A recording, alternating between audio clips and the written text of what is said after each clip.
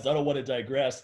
So why I brought you on, Lauren, is because I've been really impressed with your entrepreneurial journey. I mean, not only are you a great strength coach and you're an awesome kettlebell instructor, but I think a lot of people don't realize how intelligently you've navigated this fitness world. And I think your journey is very similar to mine in some ways. In one respect, I think that one thing about me is I never do anything if I'm not excited about it. So when I got into the fitness industry, I was excited about kettlebells. I didn't see it as some gimmick that I can make money off of. I was using them going, man, this thing is awesome. I bet it's going to blow up. And if I get in now, I can be one of the pioneers of this. So when it does blow up, I'll ride that wave. And then I played a role in that wave being created. So it was beneficial on multiple fronts. But it all came from that genuine place of excitement. And then everything I've done in my business, whether it's making videos or writing books or designing supplements or teaching courses, that was always stuff I wanted to do personally. It was never something where I'm going, I don't want to do it, but maybe that'll make me money. I mean, I have people coming to me all the time going, oh, you should do this. You'd make a lot of money. You should do that. You make a lot of money. And then I sit there and go, yeah, but I'm not remotely excited about it. Yeah. It's so hard to get in, to do any project takes a lot of work. Totally. If you're not excited about it, the first impediment that comes your way, you're going to go, you know what? I don't really want to do this. And then it's over. Yeah. So let's start with this. What were you doing before you got into the fitness industry? Well, I got into the fitness industry when I was like 19. Okay. So, I was only 22 years ago. So I'm almost 42. I know. So I've been doing it more than half my life, but I did take small breaks in between. So I had a little time in the real estate business. So it's a pretty cutthroat business, especially when you're in your early 20s. I was in college getting my degree in kinesiology. And then after I graduated, I was training people, but I could not pay the bills whatsoever. And so there was a small business side of me, very little. Yeah. And I got into the real estate field. I was an assistant to some head honchos out there. So cutthroat, let me tell you. However, I was like, I could do this too. So I studied. Luckily enough, I passed a real estate license, which apparently is not that easy the first time around in California. But I did it. However, my youth really made it tough in the business at the time. I wasn't taken seriously. Most of the people in the industry that were kicking ass, they were like all in their 50s and 60s. They were running the show, and they were like looking at this little 21-year-old, looked like I was 15, walking around, never owned a house in my life. Why would anyone take me seriously? Right. So I was a very, very small fish, but I actually did okay with it because I was aggressive in my own little shy, just my own little shy way. I was able to sell enough to be able to survive, but at the end of the day, it just wasn't my passion. And it just didn't sit well with me. And I knew I needed to be in the fitness industry because I really just loved helping people feel good with their bodies versus these huge transactions with these houses and selling condos and sitting there in my cute little suit on a Sunday afternoon with these open house signs. I mean, I was like, there is no way I can keep doing this. This is just not for me. I needed to get the suit off, get into some leggings, and get back into the gym because that's where my heart has been and always will be. So now, did you start when you got back in, was it via kettlebells or were you doing something before that? Yeah, no, it was straight. It was still before kettlebells. I got back in probably, I'm guessing like 23. I was doing, I was working at a couple different gyms. Cause again, it's tough. I mean, being in the industry, I remember it's very tough to break into. There's a million coaches on every corner here, and especially San Diego. Everybody wants to look good. People have money to do it. And so I was a trainer at the Aztec Rec Center at the San Diego State University. So I had a lot of experience under my belt, but it was just hard to break into the right place. No offense. I did not want to be a trainer at 24 Hour Fitness or LA Fitness. It just didn't feel right for me. So I got into this kind of conventional sort of training place, and they're the ones that actually set me off to learn how to teach kettlebells. So they actually sent me to Franz. You know Franz? Yeah, sure. Back in 2000, what was it? 2003? It was a long time ago. And yeah, he had this little instructor, just a couple trainers, like 6 hours, how to use kettlebells. And so I showed up, didn't know anything, and I was humbled. I mean, I could barely even do a Turkish get up with an 8-pound kettlebell. And you know, I've done a little heavier since then. Yeah. It's hard to imagine. But yes, I was all disconnected. Anyway, the point is, when I got back to that gym, I showed them what I learned. They were like, oh no, you are not teaching this here to our students. I'm like, I'm not, but I'm so excited about it. Look, check this out. Look how cool this is. You get to use your whole body, this and this. It's so much better than doing bicep curls and getting on the chest press. And so I quit and I went out on my own. And I had zero clients. A lot of people don't realize how much hostility there was towards kettlebells early in the game. Because I got in 2002, and similar to you, I wanted to get into the fitness industry sooner, but I didn't see a pathway that made sense for me. I didn't want to be a trainer in a gym. I worked in a gym selling gym memberships, so I got an idea of how that whole world works. I didn't even want to do that, but I definitely didn't want to stay in that environment. So I knew that wasn't the way for me to go, but I was desperate to get in the industry because I knew that's what would make me happy. I just didn't know how it would materialize. And when I saw kettlebells, a good friend of mine introduced me. He goes, hey, have you heard of this kettlebell stuff? And I'd already been following Pavel's work at that time because I had the Power to the People book, which I thought was great. I still think it's great. Yeah. And I go, no, I've never heard of kettlebells, but look how expensive they are. I'm not going to pay that for a piece of iron with a handle on it. I'll just do what everyone else is. I was like, I can just do those moves with the dumbbell, right? We used to hear that all the time. You don't need anything you can do with the kettlebell, you can do with the dumbbell, right? We used to hear that mantra all the time. Yeah. But the first time I ever tried an actual kettlebell, because what I bought is one of those plate loading handles. So it was a handle, and then you put dumbbell plates on it. And this was the first iteration of something that mimicked a kettlebell. And I actually liked using that. I used it for swings and snatches and presses. I go, this is pretty cool. And I was working at the last job I ever had, which I hated. And I remember getting an email about that kettlebell certification. And I wasn't even thinking that, let me go get certified because this is my career path. I just wanted to go there for the knowledge. So I went out there. It was a really fun time. And there were a lot of people that went on to do big things from that course. Like Rob Lawrence was there, Brett Jones was there, Tom Furman was there, Nate Morrison was there. Quite a few people were in that class. And it was the first time I'd ever used real kettlebells. And I go, wow, this is way different in a good way. This is better. And I bought a full set at that course because there's no way I could go back to my plate loading device after that. But what I realized also is I go, this is going to be a big deal soon. This is here to stay. This is not a gimmick. This is not a fad. This is totally different than just using dumbbells. It's so, like, to this day, my favorite overhead press is kettlebell overhead pressing. It just feels way more natural for my body type than using a barbell or using dumbbells or doing handstand push-ups. You know, kettlebell presses, I do it in a different style than most too. It just feels really fluid. Kettlebell swings, come on. Anyone who's ever swung dumbbells knows it's just not the same. Yeah, sure. Can you do dumbbell swing? Yeah, sure you can, but no one's going to keep doing it because it doesn't feel good. And dumbbell snatches, don't even get me started. All right. And dumbbell cleans, forget about it. So you can, technically you can do the same movements with the dumbbell, but it doesn't feel anywhere near the same. Anyone who's used both is going to have to be honest with that assessment. But early on in the kettlebell game, I'm writing articles for bodybuilding.com. I'm writing kettlebell articles for magazines. And I would get emails from people being like, you're a fucking fraud. This kettlebell stuff is bullshit. You're just trying to make money off this gimmick. And then also, I've been vegan since I'm 20 years old. I'm 47. So you add that to the mix. They're like, oh, you plant-based pussy. You just like, I was like, God damn, man, there's some hostility out here. There's some assholes out there. And yeah. So people that are in now kettlebells are everywhere. Like, look, every casino I've been to with every great grandma is using them now. Yeah, absolutely. Every gym in a casino has kettlebells. Yeah. I haven't been to one yet that doesn't. Really? Every gym I go to has kettlebells. Now, it doesn't mean that anyone knows what to do with them, but they're actually there. Yeah. When you and I started, though, it wasn't like that. No, you had to describe a kettlebell to someone when you brought it up. I'm like, yeah, I'm a kettlebell trainer. Like, what's that? Well, it's a bowling ball with the handle on it. You swing it around. People. I remember a friend of mine and I were teaching a course in New York City, and he was trying to describe to this lady what a kettlebell is.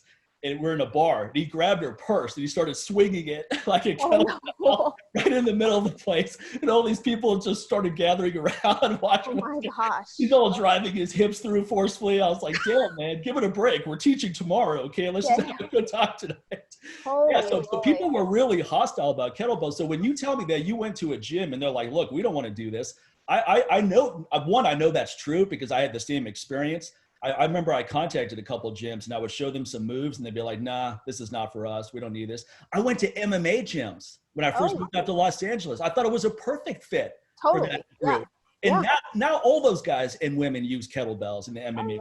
But back then I would show them some moves and they would have a hard time with it. And I think that was the reason, because nothing makes a man stop what he's doing than a big hit to the ego. So here's this MMA guy who could kill me in 10 different ways. But in the context of kettlebell training, I'm smoking them. And a healthy point of view from them would be, okay, I got something to learn from this guy. If someone beats me up on the jiu-jitsu mat, I'm not going to be demoralized. I'm going to be like, wow, I need to learn something from this person. This guy's got some mad skills. But they were very reluctant. None of these guys wanted to pick it up. And that's when I decided, you know what, just take it to the people. Don't get distracted by trying to contact famous people or athletes. Take it to the people. Right. Yeah. I mean, I felt the same way. I mean, I realized that people are just so scared of change. They have so much fear. Anything that's remotely different, oh my gosh, you actually have to use your body. And then you attach the kettlebell as just an extension. Holy crap, that's dangerous. You're going to hurt your back. I mean, I can't tell you how many people have looked through, kettlebell swing and snatch videos. Oh, there's no way I can do that. That's going to hurt my back. I mean, how many comments do you get on a daily basis from your I got people that should know better. I mean, Charles Poliquin, who I looked up to a lot when I got into the fitness industry, he was one of the guys I wanted to contact, and I interviewed him early in my career. And Poliquin was he wasn't divisive, but he was kind of a person that people either loved him or they hated him. A lot of people found him abrasive and rude. In particular, many women told me he was very rude. Now, my experience with Charles was always positive. He was always really cool to me. And he actually followed my career and would send me nice emails saying, hey, man, you're doing great. Keep up the great work. And what's interesting about Charles is he never liked kettlebell training. He talked mad shit about kettlebells, but he always said, but Mike's an okay guy, in those things. You're the exception. And then he talked shit about vegan diet too, but he'd be like, oh yeah, my friend Mike Mahler makes it work though, right? But I bring up Charles because he was one of those guys who said kettlebell swings are going to destroy your back. It's just a matter of when, not if. He goes, it's great for chiropractors. And I tried to explain to him one time privately why that's incorrect. And I go, look, it's all about technique and you got to put your full body into it. And here's why. Look, when you do a kettlebell swing properly, you don't feel anything in your lower back, hamstrings and glutes. All right. And if you do it outside the feet, like I do, traps, nothing blows up your traps more than that. Which all women want. Yeah. No wonder that version. Keep the traps out of it over here. Yeah. Now I know why you don't teach that version over there. No, we do we get the lats and abs in there as well. No, I mean, I can't tell you how many people's backs, people came in here with mad back, chronic issues. They literally would bend over. They couldn't even empty their dishwasher. They couldn't even get out of bed. They couldn't even get out of their car without injuring their backs. They've been training with me for, say, 6 to 12 months. I haven't heard one issue about their back. Yeah. And now, 5 years later, they're like, holy crap, if I don't do kettlebell training, suddenly my back will start hurting after a few weeks of not doing it. 100%. Yeah, I mean, the thing about the back that people get back health wrong, to say the least. I mean, the reason why people have back problems is, I mean, it's multifaceted, but one of the reasons is because they have weak lower backs. You have weak abs, you have weak lower back. Weak glutes. They don't even know where their glutes are. Yeah, exactly. You have weak glutes as well. And abs, abs. If you fortify that entire posterior chain, you're not going to have back problems. That's the last thing you're going to have to worry about. I do heavy deadlifts. The next day, my back's not remotely sore. It's all about using the right technique. It's absolutely like, man, those deadlifts are bad for your back. I go, maybe for you. Right. You're doing it. Yeah. The way you're doing it. Exactly. I don't feel a thing in my lower back. I mean, I love barbell deadlifts, but to be completely 100% honest with you, most people who come in here, they don't have any business doing barbell deadlifts. Most people who come see me, the mainstream population, they do very well with kettlebell deadlifts, and 1 or 2 at a time. It's a very low risk of any injury versus, the barbell gets a little more hairy. I mean, there's a lot more technique involved with it. Right. Yeah. So I'm a huge, I mean, I'm sold on kettlebells. I mean, it like, you can feel it coming out of my body, you know, it just like you said, I mean, I didn't get into it for the money. I had no idea what this would lead me. I mean, I wake up every single day and, you know, this is not tough. This is not tough Lauren you're seeing. This is like super blessed Lauren. Like once in a while I'll like have a little tear come down my eye. You know, I found my feminine side because I got that beat out of me, by the way, being involved in all your favorite organizations. You know, Let's be more specific. Which one are we talking about? I couldn't even be that soft woman. Like, and these were like really, these were very important years of, you know, I do believe you know, your teenage years are super important, but I have to tell you, in your 20s, there's so much growth happening. It's not even funny. Yeah. And it was in my 20s, just getting out of college, being like, whoa, what the hell am I going to do now? You know, going all over the place. And then when I, you know, stumbled upon the kettlebell training aspect of fitness and then diving into the Russian boot camp methodology, I really felt like I had to be like this super tough person to be able to handle hanging out with, you know, 80% of these, you know, big kind of army feel guys. And so, you know, circling back around, I mean, every day where I am now. Do you think that pressure was implicit, or do you feel it was explicit? Did you feel that you were actively pressured to feel that way or behave that way? Yes, a little bit of both. Because there were times I was pulled aside once I was, and I'm shocked I was even asked to be a leader, to be honest with you. But you know, it took a while. So at one point I was finally asked to be a leader, and I was pulled aside a few times. Lauren, you have to be a little more tough on these people. Quite a few times. I was too nice. I was too soft. But for me, I was following their protocol. The protocol was to never leave a rep, you know, super, super tired. You know, you want to keep your central nervous system nice and calm so you can have perfect and great form. And so I was going by that kind of methodology and that philosophy of, and so during these certifications, I saw these people, they could barely even hold on to a kettlebell. And then they were saying, you know, tell them to go heavier. To me, I thought, well, we're going to actually injure these people. How are they going to go back and teach? I wouldn't want them teaching my mom like that. I mean, they didn't sign up to be in the Navy SEALs. You know, some of these people were Navy SEALs. Yeah, you know what? You may not know the exact reasons why I left the RKC in 2006. And there's several reasons, but the main reason is everything you're just bringing up right now. I never felt comfortable teaching at those RKCs. I shouldn't say never. The first couple times were cool because it was different. I would go there dressed like I am right now and it was fine.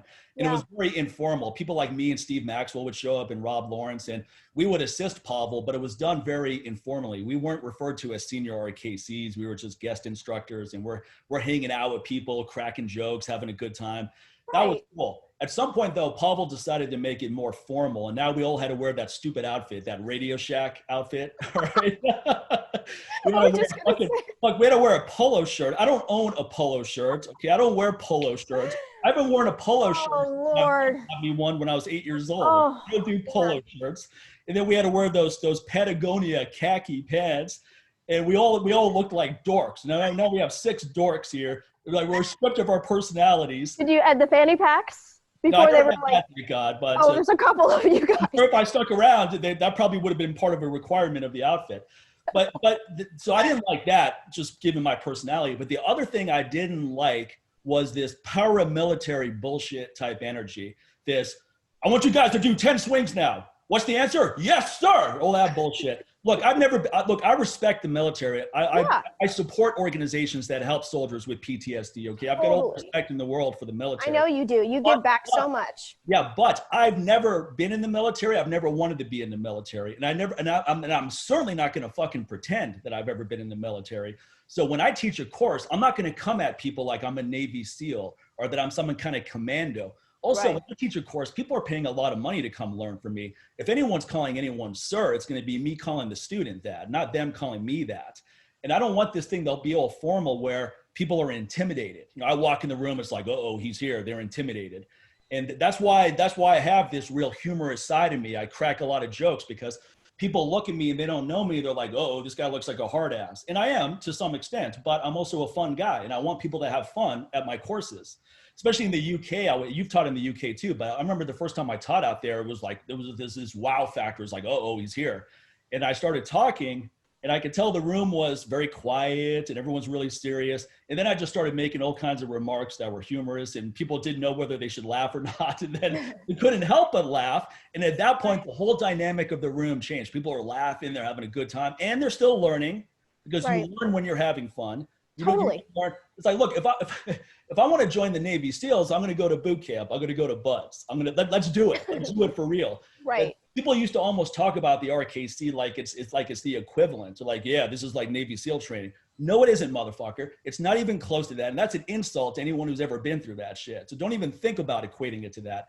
And then some people really let it go to their head. They loved that power of people have to respect me because they've never gotten respect in their lives. And now they're in a position where people have to respect them. People are calling them sir, and they got off on that shit. They got off on humiliating people. I know. Remember, sometimes somebody would have poor technique and it would be like, oh, give me 20 deck squats. I'm like, yeah, that's going to help. Now he's going to be even more fatigued when he tries to do it. Right. Well, one instructor tried to make a guy do deck squats on the pavement after dinner one time.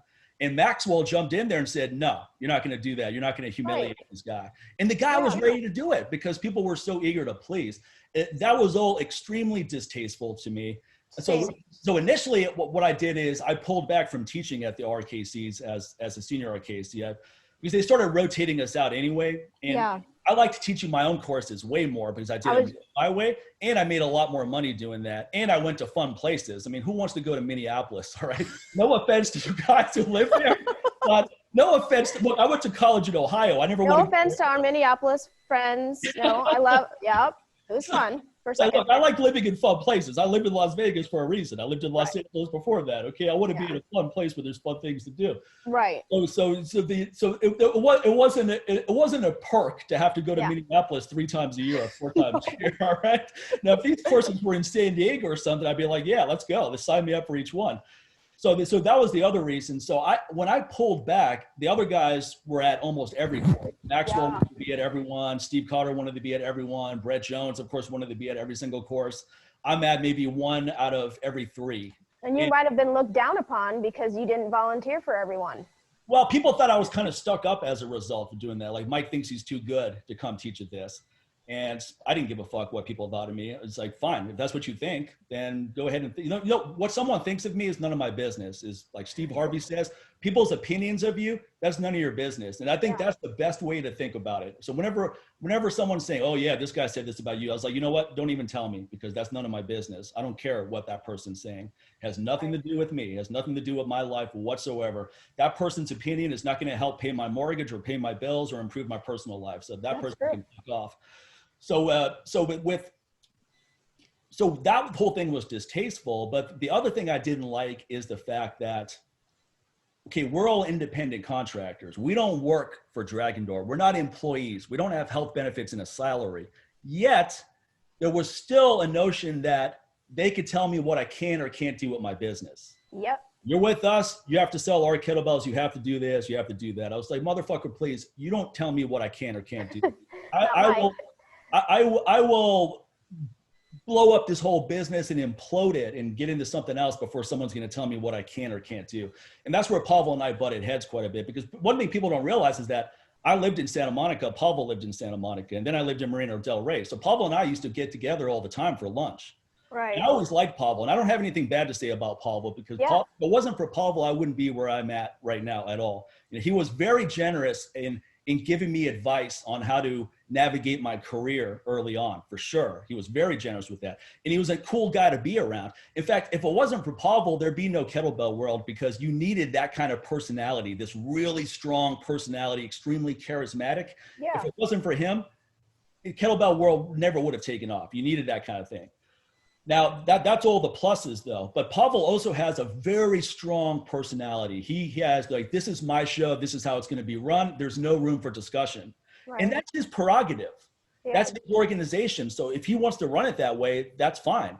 But if I don't want to be a part of that, that's also my prerogative. Absolutely. I left, and people think I left because I wasn't making enough money. I left at the peak of my career at that time.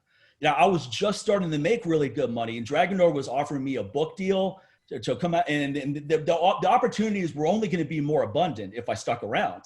But I knew in my heart, I go, I can't do it anymore. I can't fucking do it anymore. I was losing sleep over it. I go, I can't be in this organization anymore.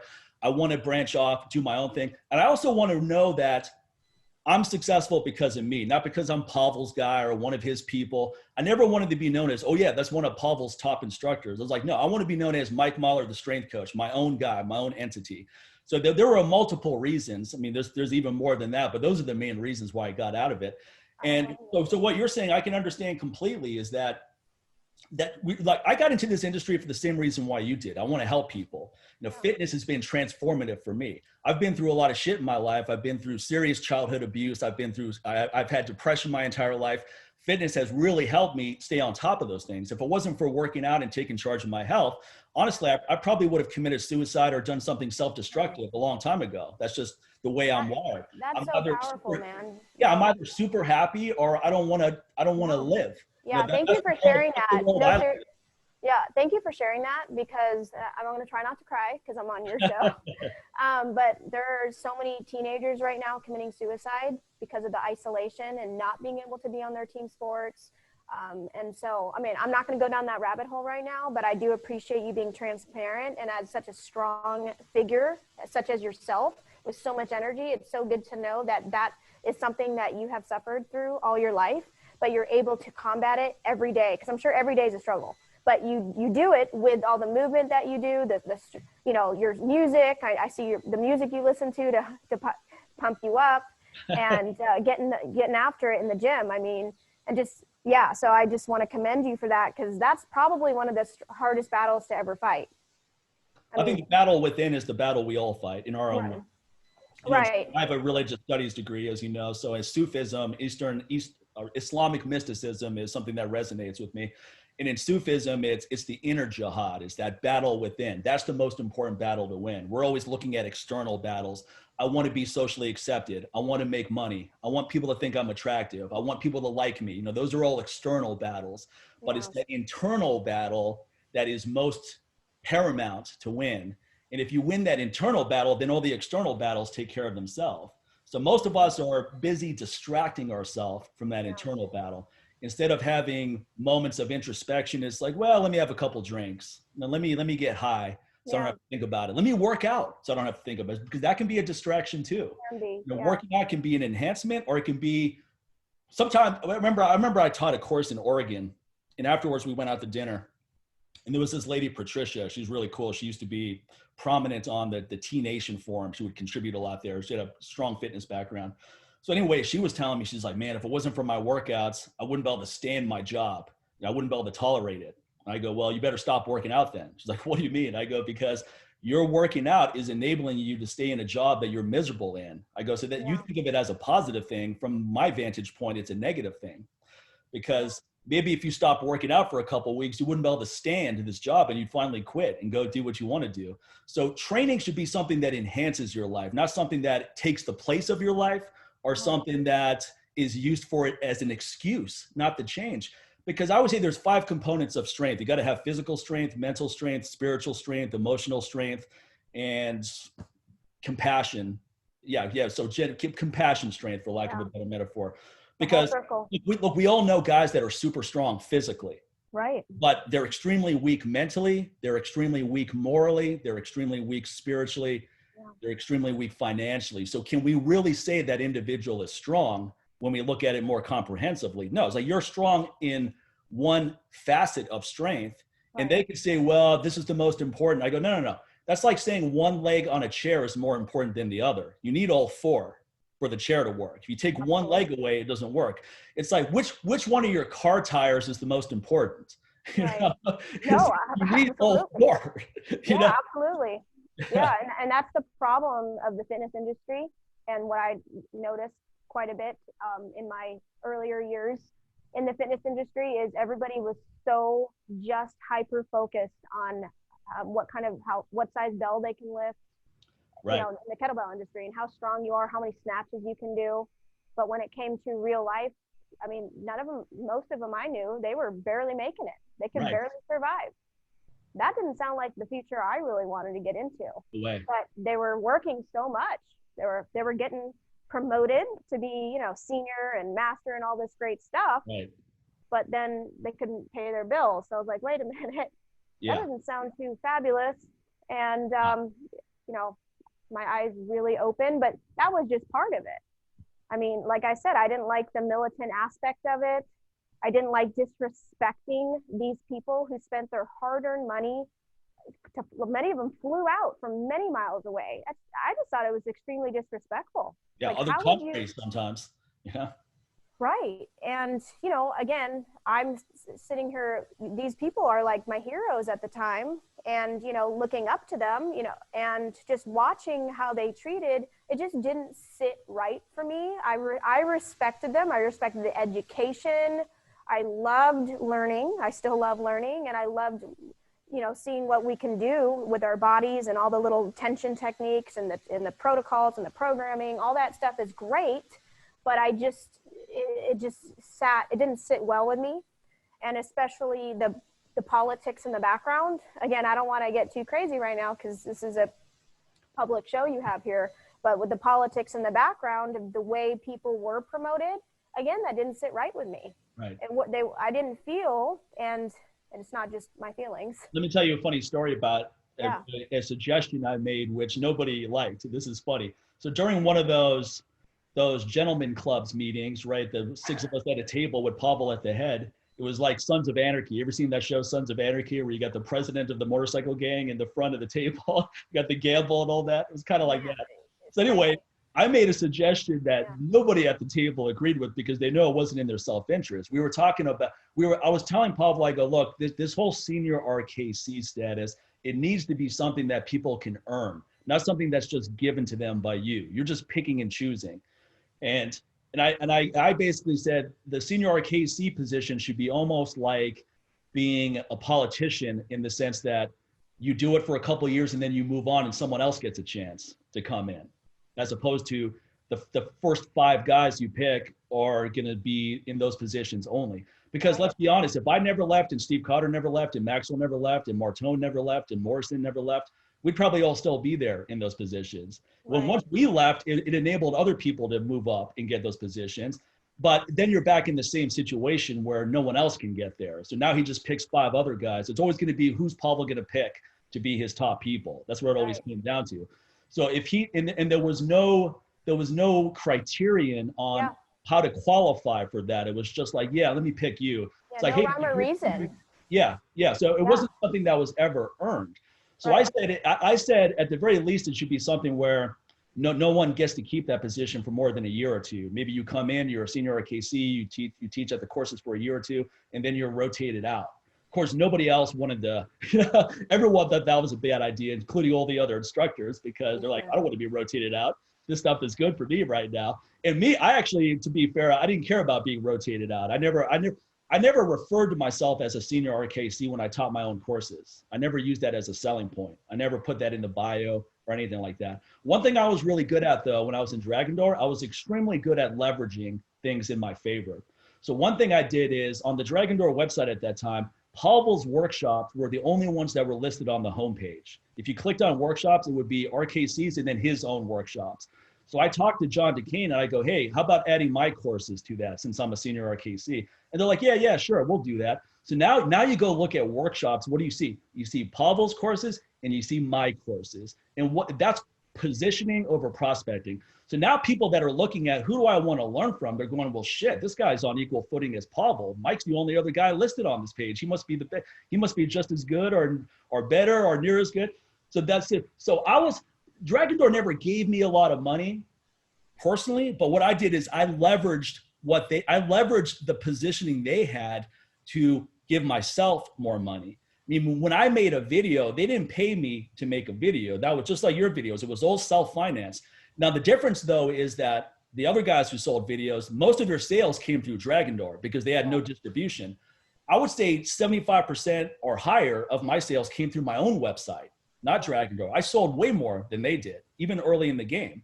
So that was just another example of You know, and I don't say this like this was some clever art of war manipulation strategy. It was me just doing, I mean, it's in their best interest for me to succeed too, because the more people who come through my courses, the more people are going to buy kettlebells and videos and come through their certifications. I'm just saying that I thought of things a lot differently. Everyone else would sit around and fucking complain. And I'm not just talking about the other senior RKCs. I'm talking about RKCs in general. Like RKCs would get around me and they would tell me every fucking problem they have with the organization. And then when someone mattered came around, like Pavel or John, they had nothing to say.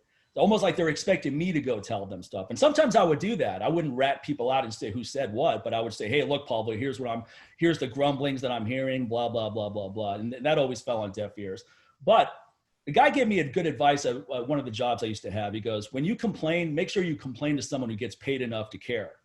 You know, I'm not an employee of Dragon Door, so you're complaining to me. I don't really care about what your complaints are with Dragon Door. It has nothing to do with me. If you're complaining about my business or my course, yeah, sure, I want to know that. Of course. But that was the mentality too, is that there were a lot of unhappy people. All the things you're talking about, other people, that resonated with a lot of other people too, but nobody wanted to say anything because people thought it would jeopardize their position. Well, yeah, they thought maybe they wouldn't get their certification. Right. And sometimes, you know, some of those people would get vanished, ghosted off the site. Suddenly the instructor status was erased. Oh, how did that happen?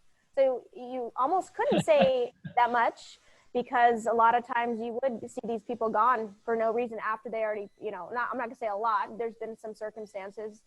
Yeah, I mean, it was an intimidating environment for many people. And so of course they're gonna feel comfortable with you because that's how your personality is. You make people feel very comfortable. I remember volunteering to assist several of your workshops, and I was just excited to be around you. I offered to carry bells, like whatever I can do, because I just wanted to learn as much as I could. And especially with, you know, you were funny, you had a whole different approach, and that was really eye-opening to see how you taught versus how, you know, the certification courses came around and taught. So your energy was just, I would laugh the whole time, honestly. It was like a comedy show to me. And so that to me was more fun. People had so much, I mean, because it doesn't have to be this like, oh, let's not be able to walk the next day and let's just be all serious and feel like shit about ourselves. I mean, you made people feel good. You were a little hard, but you gave them a little tough love, but that's the way you are. And people love that about you. And so I think that's why your workshops killed it. You killed your workshops. You filled those guys up so quickly. You were huge mentor to me. I loved watching your career. What? Yeah. I appreciate all that. Thank you. I learned so much from you, Mike. Seriously, you know that. I'd come to you for all kinds of questions, and you were so generous with your answers. And I do remember you would tell some people, don't email me again unless you get 20 articles in.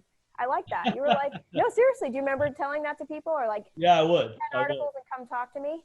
You were very good about getting people to write, because people, you know, you were very generous with your knowledge, but you also wanted people to put the work in before they were picking your brain. I know how that is now. People want, hey, can I pick your brain? Yeah, for $300 an hour. I think it's important to always, I think a lot of people think they can put in a minimum effort and get a maximum return.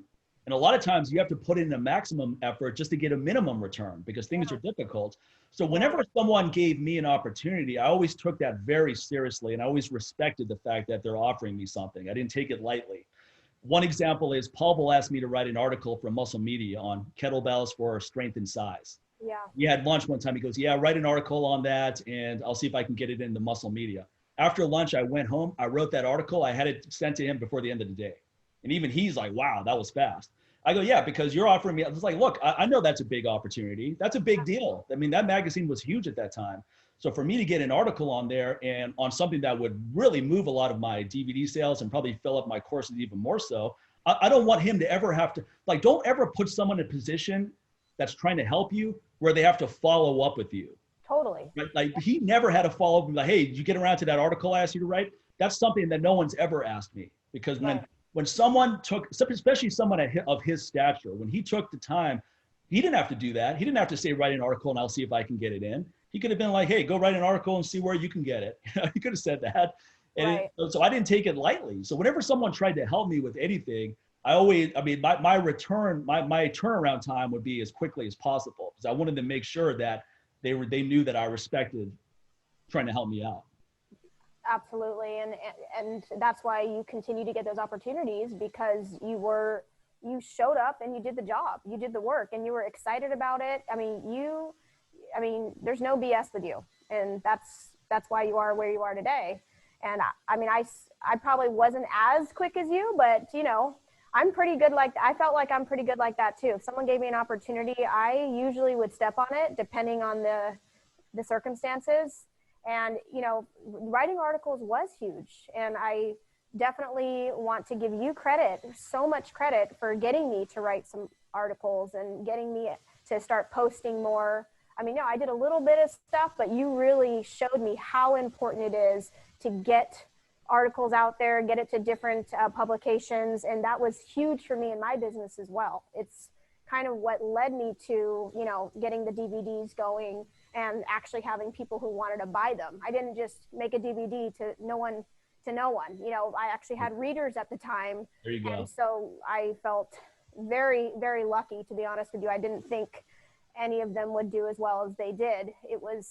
I was taking a big risk at the time, and I am. Well, I remember your first, one thing before I ask you this, distribution is crucial for anyone, regardless of business, whether it's a fitness industry or elsewhere. You want to control distribution. If you're selling a product, you want to have your own distribution chain, not rely on anyone else's. That's number one. My supplement business would be dead in the water if I relied on someone else to distribute it. It's direct to customers because I have distribution. Same thing with everything I've ever done. I never wanted to rely on someone else to fill the room for me or sell my book or sell my video. You have to control distribution. Also, when you get into an industry like ours, or any industry really, but ours is think about our industry that makes it a little bit different than other businesses, is that it's very personality based. You have a brand, but you're an integral part of your brand. Your brand is you and then everything else, rather than everything else than you. Same thing with mine. My brand starts with me as an individual. So you have to, when you get into something, you have to make it known. I'm here to play this game seriously. I'm going to step in. I'm not someone who's just dabbling around here. I'm here. So when you write 50 articles and put out 50 blog posts and you're putting all that stuff, you're taking massive action. You're putting the word out that, hey, I'm here right now to play this game. I'm not on the bleachers. I'm not sitting around. So let's get this thing moving. But with your video, I remember your very first video when you actually had someone offer to make a video for you, and they were going to pay you a very nominal fee, but it was a decent amount of money probably in your career at the time. And I remember you called me up and we talked about that, and you go, yeah, he's offering me this, but I'm not going to have any rights to the video. So basically what would happen is you get paid a fee and then he owns the video. And then if you want to sell the video, you have to buy your own video at wholesale and sell it at retail. And I told you this, I go, look, you have to look at it this way. If what he's offering to pay you is more money than you think you can make on your own, then it's a good deal. If it's less than you think you can make on your own, then it's a bad deal. And that was something you had to decide for yourself. But in my mind, I'm thinking, that's not a lot of money. I think I probably told you what I was making on video at that time. So I go, and you went on to make way more money than I ever did on videos, for sure.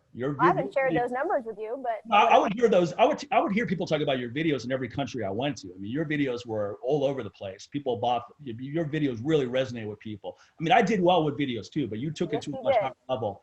But the thing is that I think the gamble you took is, I'm going to pay for this myself. So if it bombs, then that's money lost. And then I'm going to rely on my distribution and my name and my branding and my efforts to get people to buy this. And that's risky, but it's also not risky in the sense that once you've established that one video sells really well, now you can keep on making videos. You have an audience, and your audience is going to keep growing with each video. You're still selling information products now, right? Oh, yeah. And that's not easy to do in this environment. It's very difficult to sell information products because there's so much free content out there. Doesn't mean that there's a lot of good free content out there, but there's a lot of free content out there. So to sell videos now, obviously you're not selling a DVD that you send in the mail anymore. Now it's all streamed. Some people still buy them. Oh, do they? Okay. I actually sold my very last Kettlebell DVD last week. I had one copy left of my videos. Some people are still in the dinosaur age, and when we came out with DVDs, we bought thousands at a time from the replication, and so we had quite a few. And Right. so we still have some left, but I'm always majorly discounting them so I can eventually. Some people still like the hard copy. They want to show it. I mean, I saw a post the other day, someone grabbing a DVD off the shelf and putting it in. People still have it. Yeah. Yeah, no, I appreciate that you acknowledge that. Yeah, it was a huge risk for me to take, but at the same time, I got a couple offers, you know, of nominal fees. So one from like a really big company, one from not so big company. You actually know these people, and the people my first offer, people that we know, and they said, look, I said, look, I'm actually already creating my own DVD, and I already have it complete. I had the full vision in mind. Like, I got crazy with my creation. I knew exactly how I wanted to do it. Because I was like, this is what people need. Like, this is going to change people's lives. Right. I just had a baby, C-section, all that stuff. So that was even more powerful. People were following my journey. They're like, holy crap, how did that girl have a baby? Because, you know, they saw my pictures. Oh, yeah. Yeah, it was huge. And then get cut open and be able to be back to that. And literally it was because of the efficient training and of course some nutrition stuff, which I was very honest about. And so the point is I wanted everybody to get their hands on the kind of training I was doing, but I wanted them to be able to do it correctly. And so when I was asked by these other people, after I've already created my own video, I said, hey, if I did your video, could I still come out with my own too? Because this is kind of the premises. They said, no, you can't do both. You have to choose one or the other. Right. And they go, Lauren, just so you know, nobody knows who you are. So if you go out on your own and do that, it's going to fall in the cracks. So you're going to lose this opportunity because I'm going to call somebody else after this. And I said, well, I really appreciate this offer. Like, I'm very flattered, but thank you, but no thank you. And they were actually extremely upset with me and actually kind of rude, very rude. Yeah. They're not used to someone doing what you did. That's why. Now, I've had people make me bad offers too, especially book deals. And I go, that's nowhere near enough money. I go, I could write that book myself and sell it directly and I would do better. And they're like, oh, no, you couldn't. I go, yeah, I could. That's why you're contacting me. You know I could. You know, you wouldn't give me an offer if you didn't think I had a name. So they're telling you, you don't have a name. Well, you already know that's not true because they wouldn't be coming to you if they didn't think you had a name. That's just very shady manipulation techniques. That's extremely common in the business world. You know, try to diminish you so that you feel that you need the other person. It's a form of oppressor. It's a very bullying, oppressive type maneuver, actually. And then the fact that you didn't cave to it, they get irritated with you. And the fact that they even said to you, you don't have a name, and if you try to do it on your own, it's not going to succeed. Yep. Just that alone is enough to say, I don't want to work with you. And then also the counter to that would be, well, like, look, if I don't have a name and it's not going to work, why do you want to make a video with me? Exactly. They said, well, we saw some of your YouTube videos and we like your approach. And we think that you would do really, we think you have, we think you've got what it takes. And so this would really help you in your career. And I was like, you know what? I've already got my eyes on this. I'm already deep in my creation. So I'm just going to go ahead and take a risk, but I really appreciate it. And unfortunately, there was hard feelings. And then, I did the video and I was very pleasantly surprised. I'll tell you when I put it out on this. When I first came up with my formula for my testosterone booster, I didn't want to get into the supplement game. So my idea at the time was to design it for another company. There was a company out there that was getting into the plant-based protein game. And there were some, well, I'm just going to say who they are. Sun Warrior, right? Sun Warrior. I had a relationship with Sun Warrior at the time. I was wholesaling their products. I thought they were pretty good. I was friendly with the owners. I wouldn't say they were friends of mine, but we were friendly. We would get together every once in a while. So my original idea was to design this testosterone booster for them. So it would actually be under their branding. And then I would just buy my own product at wholesale and sell it at retail. Now, the best thing that ever happened is they dragged their feet. We went back and forth a lot and they're going, oh, we'll think about it. And then one day I'm walking my dog around the neighborhood and I'm thinking about it. And I'm like, why the fuck am I trying to pass the buck on this? I've never done that in my career. I made all my videos myself. I promoted all my workshops myself. I wrote my own books. I've never tried to create something and then just pass it on to someone else and get some kind of licensing fee, if even that. So I realized, I'm going to make this product myself. I came up with the name right on the spot. I'm going to call it the Aggressive Strength Testosterone Booster. It's going to have my branding on it. I'm going to pay to have it made. If you think videos are expensive to make, supplements are super expensive to make. You can't just buy 100 bottles of something. I mean, you have to buy minimum 5,000 bottles of something to get it going. So, I mean, it's a good amount of money. $5,000, you're going to blow at least $100,000 on a product when it's all said and done. So there's definitely a high risk there. Yeah. Because if that doesn't move, that's a lot Right. of money. No, that's a lot. That's a big risk. Yeah, it's a pretty big risk. A big But reward. you know what? I Big knew reward. people were hungry for this product though, because I used to talk about it at all my courses. I'm like, yeah, I'm working on this product, blah, blah, blah. That went on for years. And I would get emails every day going, when's that coming out? When's that coming out? So I mean, for 2 or 3 years, people are asking me that. So long story short, I told Sun Warrior to fuck off. I made the product myself, and the rest is history. That's my number one income source right now. I mean, I've got 6 products that I've designed, and that old saying, 20% of your employees will do 80% of the business, or 20% of your salespeople will bring in 80% of the business. That's true with products as well. My other products sell pretty well, but the T booster is what moves everything else. And that's, if I only had one product to sell, it would be that. And honestly, that would be enough to have a great living off just one product. Now imagine if I pass that on to them and now they own the rights to the formula that I designed. Right. I can't even make a copy of it. I can't even make a different version of it because it won't be as good. And there might be licensing issues or lawsuit problems or ownership issues and all that. So sometimes when things don't work out, that's actually a really good thing, because what was about to work out wasn't a good thing. Like I've had things in my life that didn't work out. And at the time I was like, man, it really sucks that didn't work out. But then looking back, you're like, man, I'm really glad that didn't work out, because that would have been a disaster. Hell yeah. No, I'm curious. Do you have a shipping company for all your supplements? Yeah, or do you ship yeah. them out I have Bervante, who used to. So you still use them? Because I remember coming to you asking questions about shipping DVDs out. Actually, Lisa Schaefer introduced me to Vervante, and I used them for my DVDs when I was in that game.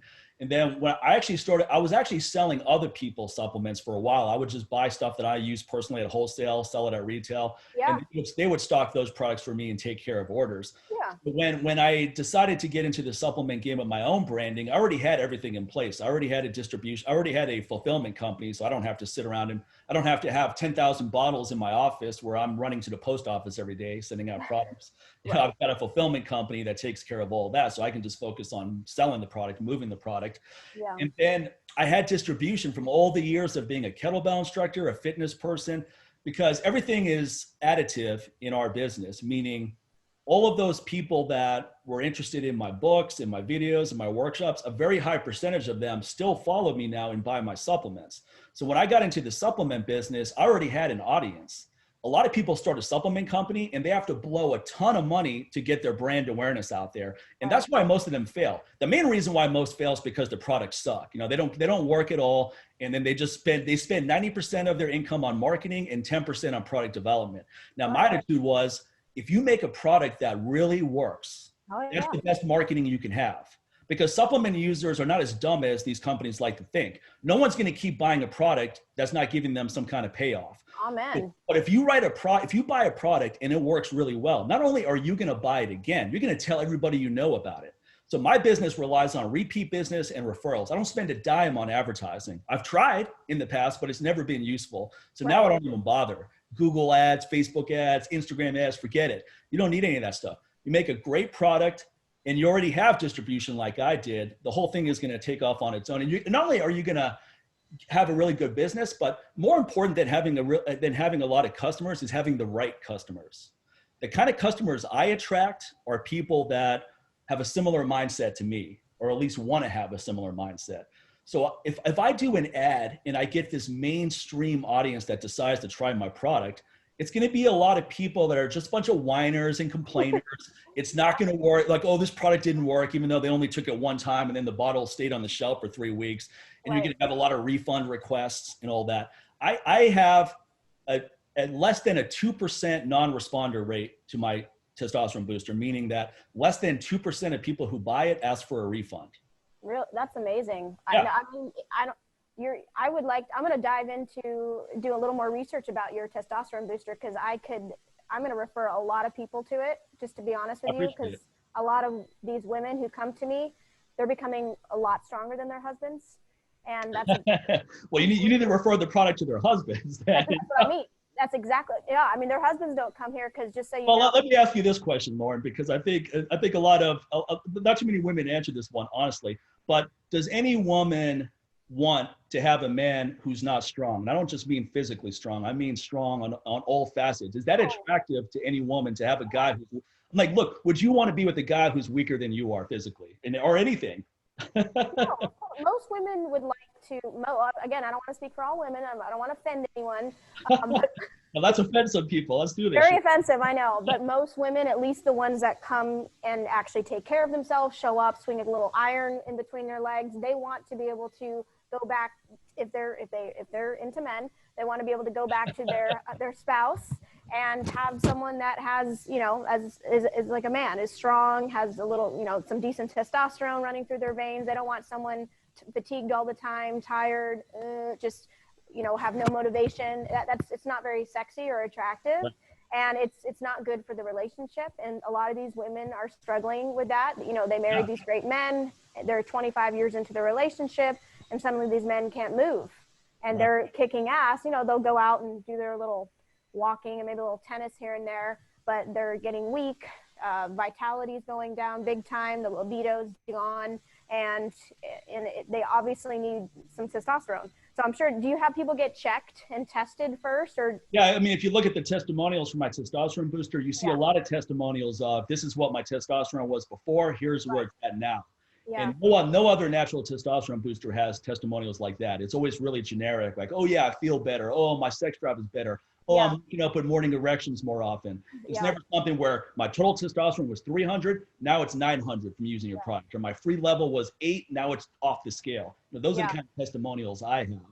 But I know you have to go soon, so I'll leave with this.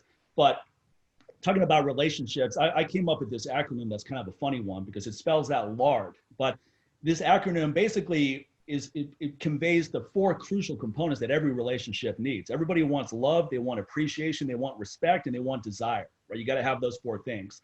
Sometimes people have love, but they don't have appreciation, because those can be 2 different things. You're not appreciated. You never say anything nice about your significant other, and they never say anything nice about you. There's no respect. You guys, whenever you guys talk, it's always sarcastic. Oh, how was your day? Well, how do you think my day was? You know, like that kind of stuff. And then there's no desire. People are just roommates. So it's like, so one person, you have 2, you got the girl with the Mickey Mouse t-shirt on and pajamas and her hair in a ponytail with no makeup. And then you got the guy who's got a gut, he's drinking a beer, he hasn't shaved in 3 months, his hair's all disheveled. Like, no one's trying to look good for each other. So that shows, to me, that shows a lack of appreciation. It shows a lack of respect, because you want to be at your best and you want your significant other to be at his or her best as well. So you got to have those 4 things. So I bring this question up in a facetious way, but it's also a serious thing, because I don't understand men who don't want to be strong in all senses of the word, not just physically strong. I'm saying financially strong, spiritually strong, emotionally strong, physically strong. That to me should just be inherent. That should be in your DNA. It shouldn't even be something where you have to be motivated to want to achieve those things. That's just something you should want to do, especially if you have a wife and kids. You should be a protector, provider. Now, I'm not, and when I say provider, I don't mean that you should have a wife who doesn't work. I'm just saying that you should be a provider in the sense that if she doesn't work, you can still provide. You know, everyone should do what they want to do. If someone wants to stay home or work, that's up to them. But in my opinion, a man should be a protector and a provider. Those are the 2 most important things you can be. So I don't understand why any guy needs motivation for that. It's awareness. It's awareness. And, you know, I don't think people realize what happens. Well, of course, sometimes it's innate, but I would say a lot of men start out like that. And then, as you know, as they get older, their hormones change significantly, all the stress. A lot of these guys, you know, had like 60-hour-week jobs, you know, a kid maybe had cancer, or somebody got sick, you know, so they've been through some shit. And so that will change everything. And so I don't think people realize how important it is to check your testosterone and to make sure. A lot of people, they won't check it. They won't even take, and that could be one of the major game changers for their lifestyle. Here's the thing about checking testosterone. This is what I always tell guys. They're like, hey, I'm thinking about getting my testosterone levels checked to see if it's optimal. I go, just the fact that you're thinking about getting it checked means it's not optimal. I bet my life savings that your levels aren't going to come back optimal. Just the fact you're even thinking about it. Because look, when I was 23, I wasn't thinking about what my testosterone levels are. I knew they were good. I was like, they're a little bit too good right now. I wasn't thinking like, man, you know, I need to get my testosterone levels up. I went to a college. I went to the College of Worcester in Ohio. Okay, where unattractive women looked very attractive. Oh, wow. Okay. Once You know, it's a little too much. You need to like hone in and hone down. Shit, you know, And we don't want to offend anyone. So I knew my testosterone levels were optimal because I go, you know what? These are still viable options for me. All right. Wow. So that's all I'll say about that. Okay. So with just the fact you're even thinking about what your levels are, you know, it's good. But you bring up a really important point. A lot of times these deteriorations happen really gradually. It's not something where your testosterone levels are high one day and then the next day you drop off a cliff. Unless you have a serious head injury, then it can happen. Like PTSD often just shuts down your, or a TMI rather, traumatic brain injury, just shuts down your testosterone production, and nothing natural is going to work. You have to get shots in that case. Same thing with growth hormone, but that's a rare case. Most people with low testosterone don't have head injuries. Right. But if you have a head injury, that can be night and day. It can totally change your personality. Same thing with women has a bad head injury, it can totally screw up her hormones. Now with women though, it can be a very aggressive drop off, meaning a woman can feel really good and then she hits 55 and boom, things just go south real fast. Estrogen is not like being made, and now there's not enough progesterone to balance out estrogen and you're totally out of whack. You feel crazy, you don't know why. See, the worst part is when you feel like crap and you feel nuts, you feel like you're losing your mind and you have no idea why. That's the scary part. You think, well, it's just a part, and then we get a lot of bad advice. It's just a part of getting older, you know, this is what happens. No, it's not a part of getting older. No. Your testosterone levels are supposed to go down as you get older. I hear idiots say stuff like that. I go, well, maybe yours are. Stay up until the day I die, my levels are going to be good. I promise you that, because I'm not. You know how to balance it. Do you ever have to like, dude, I have way too much? Do you ever have to like chill out on it and kind of like level it off? Do you ever get too over the edge? Well, Carol may say yes to that, but you know, I didn't have a conversation with her. Carol watches some of my videos. She's like, "Who the hell is that guy?" You know, some guys, though, it is true. On the flip side, can't some guys take a little too much? I mean, I've seen it with my own eyes. You can definitely have. I mean, look, you can. It's hard to get your testosterone levels too high naturally, but if you're taking TRT, sure, there's no limit to how high it can go. So you can take a really high dosage though.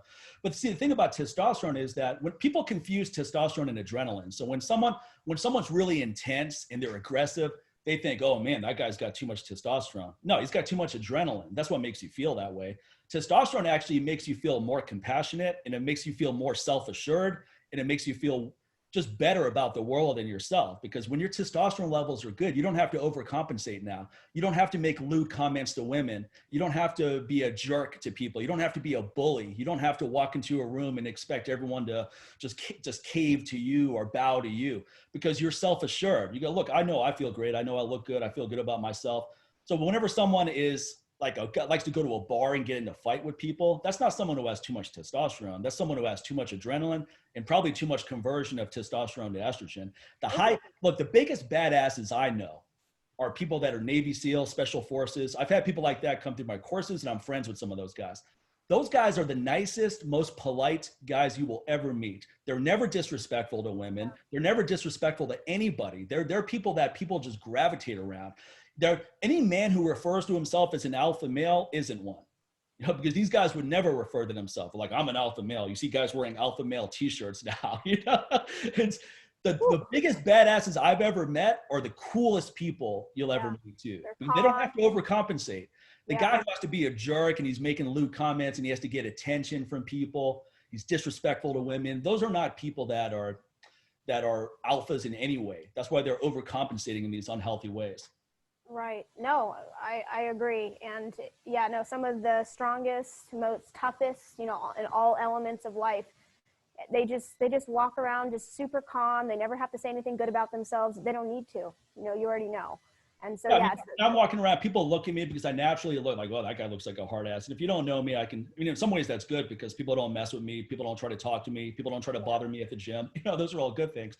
But I'm a cool guy to be around. I'm a compassionate guy. I'm a friendly person to people. I'm never someone who tries to diminish anyone in any way. Now, I'm also the wrong guy to fuck with. So if someone comes at me aggressively, I'm going to handle that shit. But most of the time I don't have to handle it though, because when you project strength, weakness doesn't come your way. People are like, no, I don't want to mess with that guy. That guy looks like he'd be trouble. So I don't really deal with confrontation.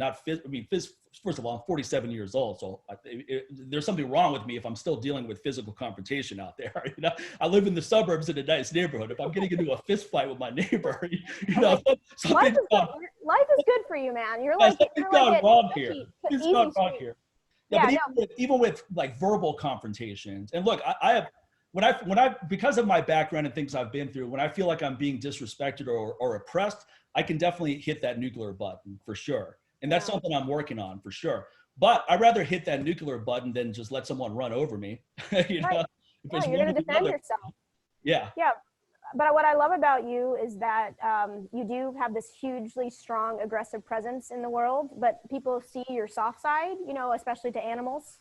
And you've been really generous to this world. I mean, and with the Wounded Warriors, you're always giving back.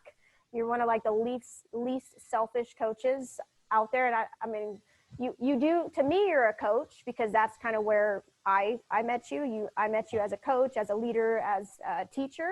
And I feel like you're still a teacher. You're not, you know, you've always taught about hormones throughout your courses from what I remember. You've been really involved with that.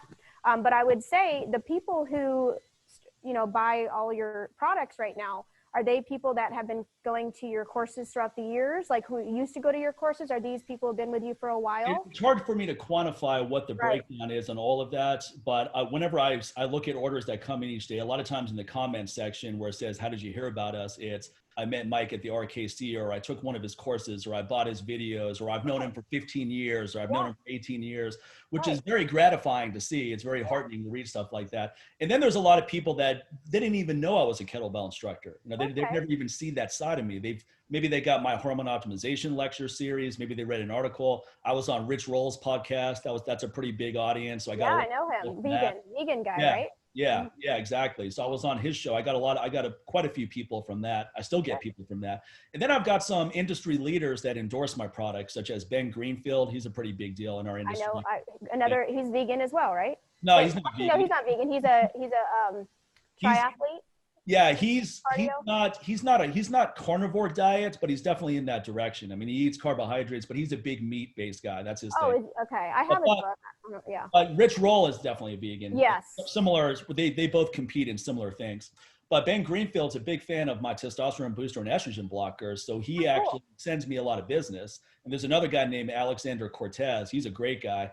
And he actually was a fan of my work for a long time. And he was an emerging coach when you and I were coming up. And he's younger than we are. Now he's blown up. Now he has this huge audience, and he sends a lot of people to me. And also he uses the product too. You know, he's not some guy who's just like, well, let me just do Mike a solid. No, both of these guys, Ben and Alexander, use it. So a lot of their audience has never heard of me. Right. But so they're only buying it because these guys are referring them to me. But whenever they say like, oh, the reason why I'm here is because Alexander sent me, I was like, no, the reason why you're here is because Alexander trusts me using my product and told you. All right. Yeah. No, I mean, people trust you. And I mean, and it's very hard to trust supplements these days. You know, there's a lot of shitty stuff out there. And, you know, and you do come across so authentic. You are authentic. You're totally real. You say what's on your mind. So people are going to trust you. And I mean, I'm not surprised you're killing it with your products. And I'm definitely going to be taking a deep dive into them when I have a few moments this afternoon. And I want to do some research, or we'll talk about it for sure. Cause I know, like I said, lots of men need your product. Need. It's like a non-negotiable. It really should be like, it is a non-negotiable. But I also know you asked me a question about, you know, my entrepreneur stuff. And I know, you know, time is getting a little short. So Let's do a part 2 where we just delve into that, because like I told you about this is very conversational based. So we just go off on, like, I wasn't planning on talking about most of the things that we talked about. It just came out. You know? I know. Some of the RKC stuff, I don't think I've ever talked about that publicly before, but as you were telling me things that you experienced, it just brought back flashbacks. I go, totally. because as you're saying that, people that didn't experience that, they don't really know what you're talking about. But as you're saying it, I know exactly what you're talking about. Yeah. I was there, and I was in that inner circle in the backstage room, privy to all the behind the scenes stuff too for 4 years. I know you were there. So believe me, I know a lot about that whole organization and how things went. And I have a lot to say about that, because the last thing I'll say is people used to give John a hard time, and then they would be like, oh, you know, Pavel's a great guy, but John's not a good guy to work with. I always found John an easy guy to work with, honestly. You know, John and I always had John Duquesne, he and I always had a pretty honest relationship, and we could get on the phone and talk to each other, and there wasn't any animosity or hostility. He never gave me these absolutes, like either you do this or you're out. You know, Pavel was very, Mike, you can do it your way, but you're out, you know, like that kind of Yep. tone.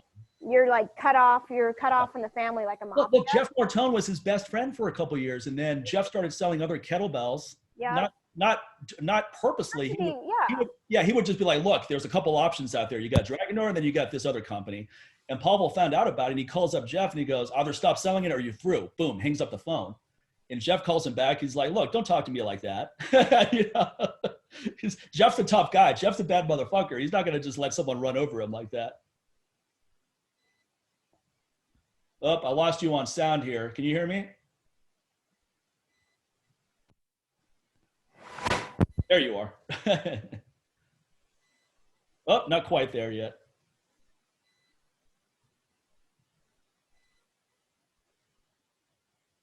All right, I'm going to have to go to regular sound because my battery. There we go. Yeah, you're back. You're back. Regular sound, okay? Yeah. That's good. Yeah, so I know you got to go, so we'll end there. But let's do a part 2 where we just get into your entrepreneurial journey, and we'll try to stay on task. No, this was great. This needed to be, and I also do want to end real quick with a couple things. Number one, no hard feelings to these organizations. You know, they did. Yeah, I agree with you. And I felt so bad for not staying with John and going off to Pavel. You know, there's a whole deal with that.